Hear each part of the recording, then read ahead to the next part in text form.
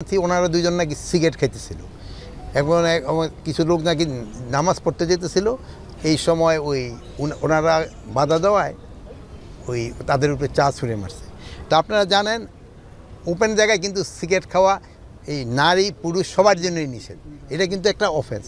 এই জন্য আমি আপনাদের কাছে অনুরোধ করব ওপেনে যেন কেউ সিগারেট না খায়। আর এখন তো এই যে রোজার সময় সবারই একটু সংযমী হতে হবে।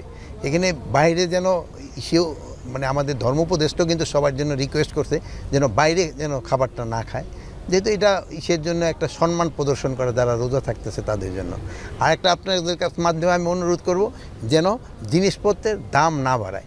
আপনারা দেখবেন অন্যান্য ধর্মাবলম্বীরা যারা তাদের যে সময় অন্যান্য অনুষ্ঠানগুলি হয় ধর্মীয় অনুষ্ঠান, সে সময় তারা জিনিসপত্রের দামটা কমায় দেয়। আর আমাদের দেশে কিন্তু উল্টো হয়, আমাদের দেশে এই রমজানের সময় দামটা কিন্তু বাড়িয়ে দেয়। সিন্ডিকেট বাড়ায় মানে কি আমি বিজনেসম্যানরাই বাড়ায় দেয়। এই জন্য বাড়ায় দেয়। আপনার বিজনেসম্যানকে অনুরোধ করবেন যেন তারা এই কাজটা না করে।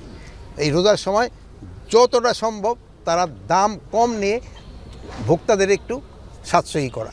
সিন্ডিকেটের অবধিমান না থাকলেও গতবারের থেকে কিন্তু এবার জিনিসপত্রের দাম কম্পারেটিভলি একটু কম আছে, এবার কিন্তু একটু কম আছে। এটাও আপনাকে বলতে হবে যে যদি এই অভিযান না চালায়ও যদি জিনিসের দাম কম রাখতে পারলে তো আরও ভালো। যে আপনি দেখলেন দেখেন যে লাকড়ি দিয়ে রান্না হচ্ছে, এই জন্য কিন্তু আপনারা দেখছেন যে আমি যে আমাদের যে জ্বালানি উপদেষ্টার সাথে আমি কিন্তু কথা বলছি, এখানেই কথা বলছি যে এখানে গ্যাসের ইটা দেওয়া হয়, গ্যাস সংযোগটা গ্যাসের সংযোগ আছে বা গ্যাসের এখানে প্রেশারটা নাই। উনি হয়তো আগামীকালকে এটা ব্যবস্থা করে দেবে। এখন রোজার সময় কিন্তু এদের যতটুকু অথরাইজ ওর থেকে একটু বাড়ায় দেওয়া হয়।